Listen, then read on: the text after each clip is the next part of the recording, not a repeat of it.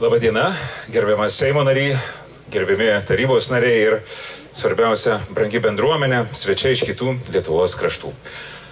Važiuojant į tokius renginius, aš visuomet galvoju, ką galima prasmingo pasakyti, nes tušti žodžiai kažkaip jie dažnai nuskamba ir tebūnie jie ten kažkur palikti. Aš turbūt prisidėsiu lygiai taip pat prie renginio vedėjo žodžių, sakydamas, kad neprisimenu tų įvykių.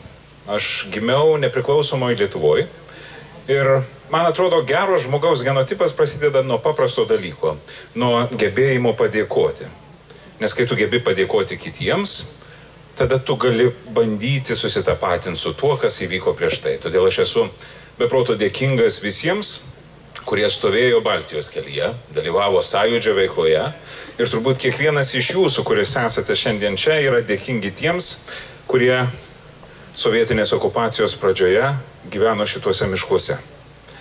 Ir ypatingai šių dienų kontekste turbūt reikia jausti ir dėkingumą ir suprasti, kad tų žmonės, kuriuos matome čia šiandien kartu stovinčius, sėdinčius su mumis, tai yra ta tikroji Lietuva. Tie, kurie supranta, kas buvo, tie, kurie vertina laisvę, tie, kurie vertina ir brangina Lietuvą. Ir svarbiausia, Lietuvą augina širdyse. Ir turbūt renginiai tokiom progom jie negali vykti niekur kitur. Tik tai čia, tose tikrose istorinėse vietose. Todėl aš esu labai dėkingas Vilkijos kultūros centrui už pastangas tą renginį padaryti čia, bendruomeniai krašto, kad festivalis vyksta čia. Ir pabaigai tiesiog norėčiau visiems jums padėkoti, kad jūs esate čia. Be proto gera matyti nemažai vaikų, kuriems tai irgi yra perduodama toliau.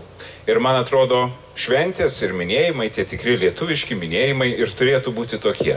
Ne fejerverkai danguje, ne ryškios šviesos, bet ta graži lietuviška šnekta, gražios dainos ir prisiminimai, kuriais mes turime dalintis, juos saugoti, žiūrėdami į ateitį. Ačiū, kad esate čia ir gražaus festivalio.